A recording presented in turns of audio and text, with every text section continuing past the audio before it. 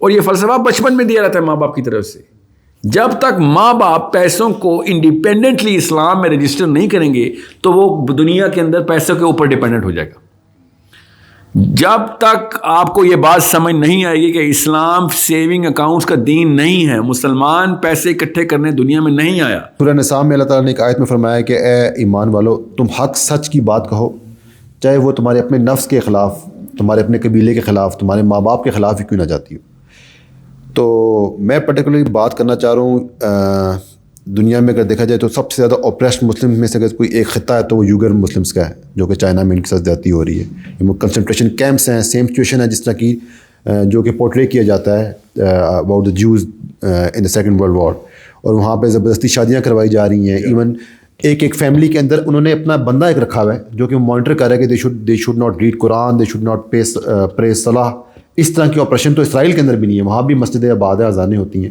اس قسم کی سپریشن ہے نسل کی نسل, مطلب انہوں نے کیٹیگرائز کیا کہ 1/3 کو ہم نے مارنا ہے, 1/3 کو ہم نے وہ ملک بدر کرنا ہے, اور 1/3 کو ہم نے فورسفلی جو ہے وہ چائنا کے جو بھی سیکولر ریلیجن ہے اس میں کنورٹ کرنا ہے. اس قسم کی اسٹیٹ لیول کی وہاں پہ ایک پوری کی پوری انہوں نے پالیسی امپلیمنٹ کی ہوئی ہے. اس کے اوپر ہمارے جو سربراہ مملکت ہیں وزیر اعظم عمران خان صاحب, ان سے جب اس کے بارے میں سوال کیا جاتا ہے, کہتے ہیں کہ آپ اس کے بارے میں کچھ کہنا نہیں چاہوں گا کیونکہ وہ ہمارا ایک دوست ملک ہے, ہمارے بہت اکنامک انٹرسٹ وابستہ ہیں. آف دا ریکارڈ ہم نے بات کی بھی ہے, وہ اس بارے میں بات کرنا ہی نہیں چاہتے. اور اللہ تعالیٰ فرما رہا ہے کہ تمہارے اپنے انٹرسٹ کے خلاف بھی بات جاتی ہے تو حق انصاف کی بات کرو. تو کتنی بڑی ناانصافی ہے جو کہ ہم کر رہے ہیں ان مسلمانوں کے ساتھ, جبکہ وہ ہمارے بالکل ہمسائے میں ساتھ ہمارے رہتے ہیں. ہمارے ساتھ ہمسایہ, تو اسلام میں ایسا کوئی فلسفہ نہیں کہ اگر دور ہو رہا ہے تو چھوڑ دو. تمام مسلمان, خالی ہم نہیں, ہم پہ تو فرض زیادہ عائد ہوتا ہے نا. افغانستان ہمارے محلے میں, کشمیر ہمارے محلے میں, اور یہ یوگر مسلم ہمارے محلے میں, ہم پہ تو کچھ زیادہ ہی. برما بھی زیادہ دور نہیں تھا. یہ جو مسئلہ ہے نا صرف عمران خان کا نہیں ہے, یہ ہمارا نہیں ہے, پوری دنیا کے تمام مسلمانوں کو پتہ ہے کہ ویگر مسلمس کے ساتھ ہو کیا رہا ہے. تمام مسلمانوں کو پتہ ہے. یہ کون سا جاہل مسلمان ہے جس کو یہ بات نہیں پتہ, اور اگر وہ جاہل مسلمان کو نہیں پتہ تو پھر اس کے اوپر تو 2 چیزیں لاگو ہوتی, جہالت بھی لاگو ہو گئی. یہ وہی نس ہے جس نس کے اوپر اسرائیل کو ایکسیپٹ کرنے کی بات کی جا رہی ہے, اکنامک نس. That's it. There is no other thing here. Money is the only game these guys are playing. اور یہ فلسفہ بچپن میں دیا جاتا ہے ماں باپ کی طرف سے. جب تک ماں باپ پیسوں کو انڈیپینڈنٹلی اسلام میں رجسٹر نہیں کریں گے تو وہ دنیا کے اندر پیسوں کے اوپر ڈیپینڈنٹ ہو جائے گا. جب تک آپ کو یہ بات سمجھ نہیں آئے گی کہ اسلام سیونگ اکاؤنٹس کا دین نہیں ہے, مسلمان پیسے اکٹھے کرنے دنیا میں نہیں آیا, تب تک یہ مسئلہ صرف اور صرف اور بڑھے گا. ابھی تو پھر چائنا میں ہو رہا ہے نا, مسلمان ملکوں کے اندر ایسے ہو گئے جیسے یمن میں ہو رہا ہے اس وقت, سیریا میں ہو رہا ہے, عراق میں ہو رہا ہے.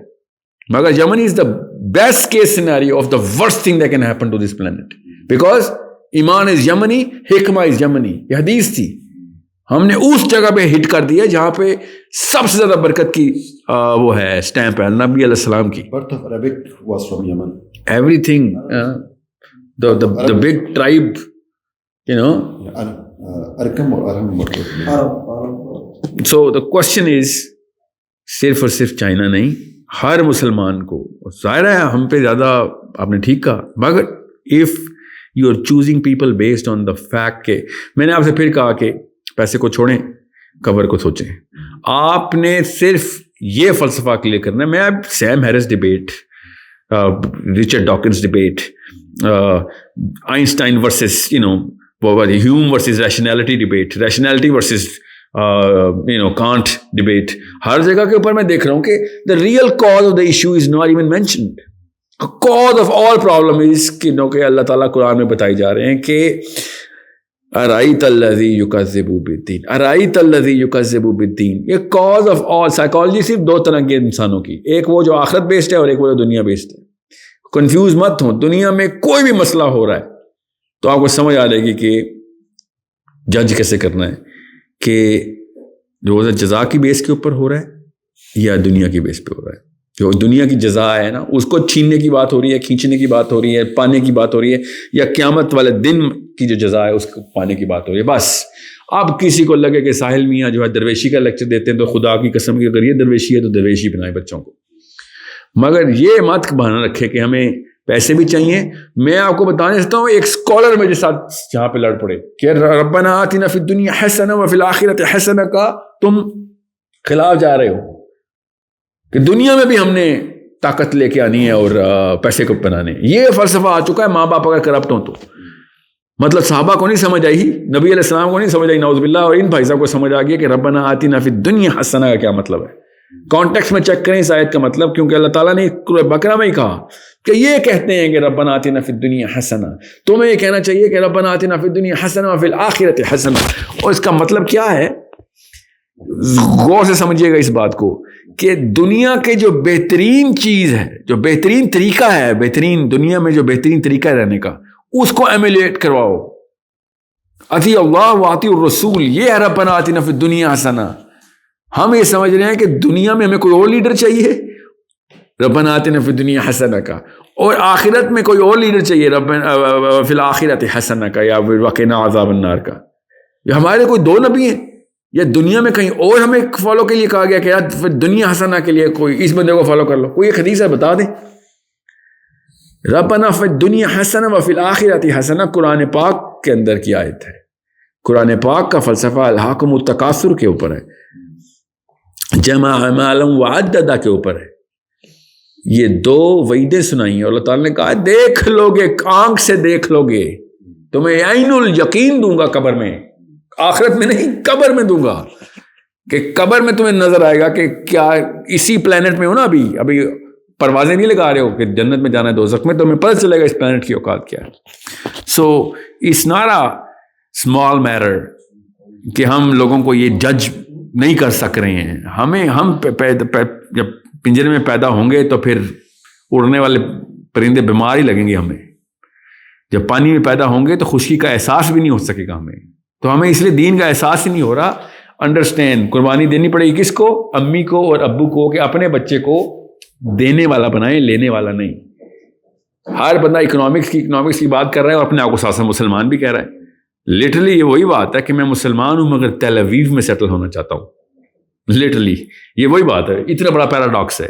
آپ مسلمان ہیں تو پلیز خدا کا واسطہ ہے, وہ نہیں وہ جو جوز ان نیم اونلی کی موومنٹ ہے نا, جائنوز, وہ جو یہودیوں نے شروع کی ہوئی ہے جائنوز کی, کہ جوز ان نیم اونلی ہیں لوگ. ان کو تو جوڈائزم کا پتہ ہی نہیں ہے, یہ بس اپنے آپ کو بس ایک فیشن کے طور پہ جو کہتے ہیں. یہ جوز میں ایک کیمپین چل رہی ہے پوری امریکہ میں.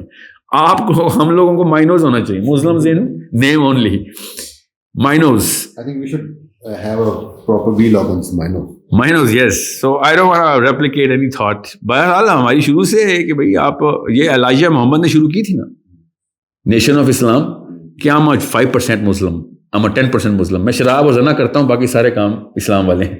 یہ اس طرح کی نیشن آف اسلام امریکہ میں چلی ہے. یہ جو محمد علی جو باکسر تھا, یہ جب حج کرنے آیا تو اس نے کہا یہ کیا ہو رہا ہے, یہ تو کوئی اور دین ہے. تب کہیں جا کے اسے اصلی اسلام پہ آیا. وہ ورنہ 15 سال نیشن آف اسلام بھی مسلمان رہا ہے, جیسے سنوپ ڈاگ اس وقت مسلمان ہوا ہے. کہ وہ پرسنٹیج خود لکھتے ہیں وہ کہ ہم اتنے % مسلم ہیں. ہم کچھ لوگ 95% مسلم ہوتے ہیں, وہ صرف شراب پیتے ہیں, باقی سارا کام اسلام والا. کچھ لوگ 50% مسلم ہوتے ہیں, وہ سور بھی کھاتے ہیں تو وہ زنا بھی کرتے ہیں, ان کی شادیاں بھی نہیں کرتے, اور وہ جوا بھی کھیلتے ہیں تو وہ شرابیں بھی پیتے ہیں, 50-50. کچھ لوگ ہوتے ہیں جو 5% مسلم ہوتے ہیں کہ آئی بلیو ان اللہ, وہ اللہ کو بھی اللہ بولتے ہیں, ٹھیک ہے, ان کو اللہ نے اپنا نام بھی نہیں نصیب کیا, اور باقی سارا کام ان کا وہ حرام کاری کے اوپر ہے.